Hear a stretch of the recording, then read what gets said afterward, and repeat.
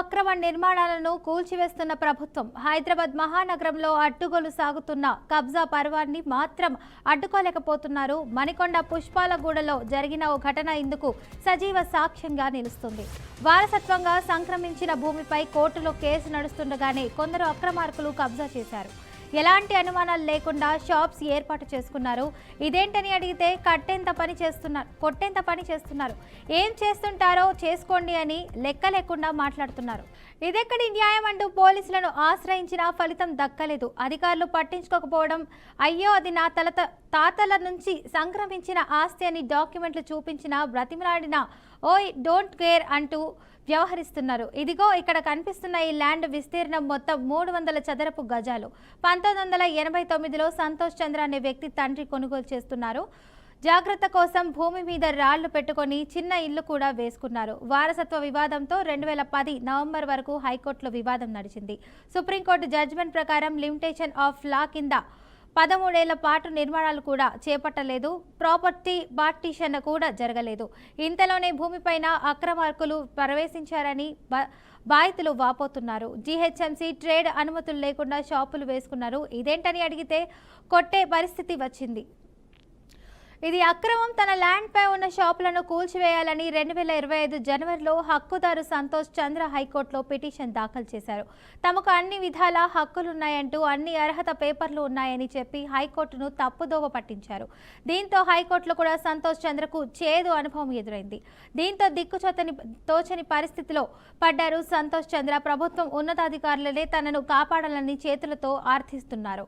ఇక ఇదే అంశానికి సంబంధించి పూర్తి సమాచారాన్ని మా ప్రతినిధి మధు అందిస్తారు. చెప్పండి మధు. రైట్ ఫాతిమా, తెలంగాణలో అసలు ప్రజాపాలన నడుస్తుందా లేకపోతే రౌడీల పాలన నడుస్తుందా? తెలంగాణలో లా అండ్ ఆర్డర్ ఎందుకింత దుర్భరంగా తయారైపోయింది? తెలంగాణలో అక్రమాలు ఎందుకు పెరిగిపోయినాయి? ఓ దిక్కు హైడ్రా అక్రమ నిర్మాణాలను కూల్చివేస్తుంది, నాలాలో ఉన్న లేకపోతే బఫర్ జోన్లో ఉన్న ఎఫ్టీఎల్లో ఉన్న హైడ్రా కూల్చివేస్తుంది. కానీ ల్యాండ్ ఒకరి పేరు మీద ఉంటుంది, దాని మీద బిల్డింగ్లు కట్టేది ఇంకొకరు.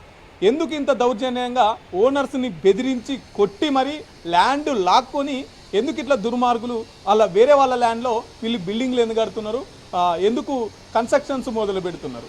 అసలు ఈ ల్యాండ్ ఆర్డర్ ఎటువైపు వెళ్తుంది? ఎందుకు దీనికి మున్సిపల్ అధికారులు కావచ్చు, తర్వాత పోలీసు అధికారులు కావచ్చు, తర్వాత గవర్నమెంట్ కావచ్చు, ఈ దుర్మార్గులకు ఈ అక్రమ ఆర్కులకు ఎందుకు వీళ్ళంతా సపోర్ట్ చేస్తున్నారు? అసలు ఇదే కాదు, ఇది ఒక్క విషయాన్ని కాదు, తెలంగాణ వ్యాప్తంగా మొత్తం కూడా ఎక్కడ ఖాళీ జాగుంటే అక్కడ గద్దల్లా వాలిపోతున్నారు ఈ అక్రమ నిర్మాణదారులు, అక్రమార్కులు. ఏమన్నా అంటే రౌడీయిజం పేరు చేస్తున్నారు. రౌడీయిజం పేరుతో ఓనర్స్ని బెదిరించి అవసరమైతే కొట్టి వాళ్ళ నుంచి లాక్కునే ప్రయత్నం చేస్తున్నారు. ఇస్తారా సస్తరా అనే కార్డు కూడా తీసుకొచ్చినారు. సో ఇప్పుడు మనం ఎగ్జాక్ట్గా శ్రీరామ్ నగర్ పుప్పాలగూడ మణికొండలో మనం ఉన్నాం. ఇది మనం చూసుకుంటున్నట్లయితే 300 స్క్వేర్ ఫీట్ యార్డు. ఇది సుభాష్ చంద్ర వైఫ్ ఆఫ్ అరుణ, ఇతని పేరు మీద ఈ ల్యాండ్ ఉన్నది. ఇది దగ్గర 6 కోట్ల వాల్యూ ప్రాపర్టీ. ఈ సుభాష్ చంద్ర ఇతని పేరు మీద ఉంటే దీనికి సంబంధం లేని వ్యక్తులు ఇక్కడ నిర్మాణాలు చేపట్టి ఇగో సెటర్స్ వేసి ఇటు చికెన్ షాపు, అటు మెకానిక్ షాపు, అటు మెస్సు, ఈ వీటికి ఎక్కడికి కూడా పర్మిషన్స్ ఉండవు. ఓ పోలీస్ పర్మిషన్ ఉండదు, ఓ లైసెన్స్ ఉండదు, ఫుడ్ సేఫ్టీ అధికారుల నుంచి పర్మిషన్ ఉండదు, ఎక్కడ కూడా ఏముండవు. కానీ వీళ్ళు స్వేచ్ఛగా ఓనర్ని కాదని చెప్పేసి వాళ్ళ ఓనర్ వాళ్ళ ల్యాండ్లో షటర్స్ వేసుకొని నడిపించుకుంటారు. ఏమన్నా అంటే మొత్తం రౌడీలను పెట్టుకొని దాడులు చేసే ప్రయత్నాలు చేస్తున్నారు. సో ఇదే అంశానికి బాధితుడు ఈ ల్యాండ్ మాది, మా నాన్న పేరు ఉంది, దీనికి హక్కుదారుని నేను అని చెప్పేసి సంతోష్ గారు అయితే మనతో ఉన్నారు. తనతో మాట్లాడి అసలు ఏం జరిగింది అనేది తెలుసుకునే ప్రయత్నం చేద్దాం. అని చెప్పండి సార్. ఇది ప్రాపర్టీ 1990 ఆగస్టులో మా ఫాదరు చంద్రమౌళి ధనుంజయ వారి నుంచి బై చేశారు. దాని తర్వాత ఇయర్ 2000లో టైటిల్స్ పైన కేసు అయింది.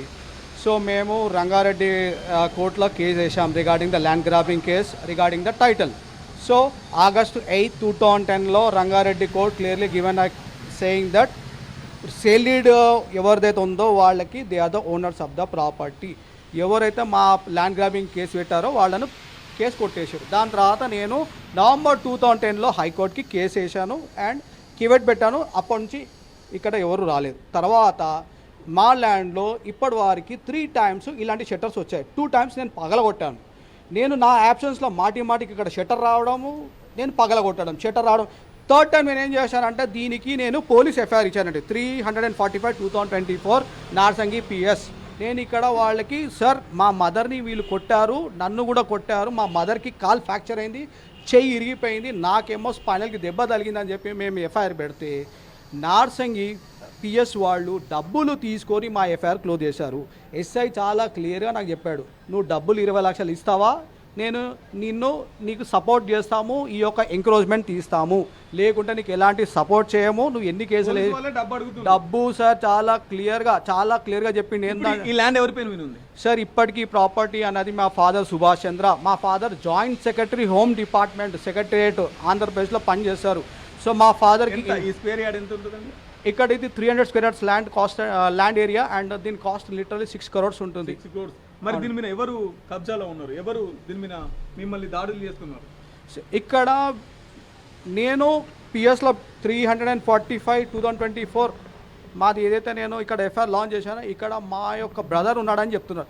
సరే ఆయన ఉన్నాడు, ఏం పేపర్లు నీ దగ్గర ఉన్నాయి, ఎట్లా నీ దగ్గర నువ్వు కబ్జాలో పెట్టావు అంటే కరెంటు బిల్లు పెడతానంట, ఆయన ప్రాపర్టీ ఓనర్ అవుతారంట అండి. ఇక మీకు ఇలా జడ్జిమెంట్ చాలా క్లియర్గా ఇచ్చింది. కరెంట్ కోర్టు ఏమని చెప్తుంది? మేము దీనికి నేనేమన్నా అంటే ఈ ఏసీపీ సార్ని డీసీపీ సార్ని చాలా క్లియర్గా చెప్పాను, సార్ దీనికి మ్యూటేషన్ లేదు, దీనికి సబ్సిక్వెంట్ డాక్యుమెంట్స్ లేవు, దీనికి బిల్డింగ్ పర్మిషన్ కాపీ లేదు, దీనికి ఒక జడ్జిమెంట్ ఉంది, జడ్జిమెంట్ ప్రకారంగా 38/294/2022 తెలంగాణ హైకోర్టు దీనికో జడ్జిమెంట్ ఇచ్చింది. ఏమని? మున్సిపల్ పర్మిషన్ లేకుంటే it has to be demolish with the protection of police and municipality వాళ్ళు దీన్ని పగలగొట్టాలి. కానీ వీళ్ళు పగలగొట్టకుండా నా పైన ఉల్టా ఎఫ్ఐఆర్ పెట్టారు. అంటే ఇక్కడ ఎవరైతే కబ్జాదారులు ఉన్నారో వాళ్ళు పోలీస్ తోటి కుంభక్కయి నా పైన ఎఫ్ఐఆర్లు పెట్టించి నన్ను ధమ్కీలు ఇచ్చి, నేను ఎప్పుడైతే ఈ 1076/2025 నేను హైకోర్టులో కేసు వేస్తే హైకోర్టులో కూడా దొంగ డాక్యుమెంట్లు పెట్టి ఈ కేసు క్లోజ్ చేశారు. సో నేను మళ్ళీ ఎస్ఐకి వెళ్ళి నేను ఒక పిటిషన్ ఫైల్ చేశాను, సార్ ఇది ఇల్లీగల్గా ఉందని చెప్తే ఇల్లీగల్ లేదు ఏం లేదు చాలా దొబ్బేరాను అని చెప్పి నాతో అన్నాడు, నువ్వు కానీ మున్సిపల్ కమిషనర్ ల్యాండ్ దగ్గరికి వస్తే నేను లోపలికి వేస్తామా అని చెప్పాను. సరే నువ్వు ఏమైనా చేసుకో మీ ప్రకారం అంటే నేనేం చేశాను, నువ్వు నా హైకోర్టు కేసు క్లోజ్ చేసావు కదా, నీ దగ్గర ఏమేమి పేపర్లు ఉన్నాయని చెప్పి నేను మున్సిపల్ మణికొండకు అడిగితే దీంట్లో క్లియర్గా రాశారు, దీనికి బిల్డింగ్ ప్లాన్ లేదండి, దీనికి ఎలాంటి ట్యాక్స్ లేదు, టోటలీ ఇల్లీగల్ అని చెప్పి క్లియర్గా రాశారు.